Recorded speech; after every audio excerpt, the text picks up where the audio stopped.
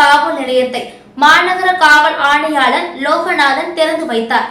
மதுரை மாவட்டம் பழங்காநத்தம் ரவுண்டானா அருகே உள்ள சுப்பிரமணியபுரம் சரக காவல் நிலையம் ரூபாய் 40 லட்சம் திட்டம் மதிப்பீட்டில் புதுப்பிக்கும் பணி கடந்த ஓராண்டாக நடைபெற்று வந்தது.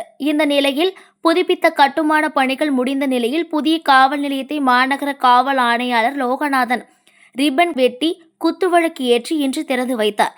இந்நிகழ்வில் சுப்பிரமணியபுரம் காவல் நிலையத்தை சார்ந்த சார்பு ஆய்வாளர்கள், ஆண் காவலர்கள், பெண் காவலர்கள் உட்பட பலர் கலந்து கொண்டனர்.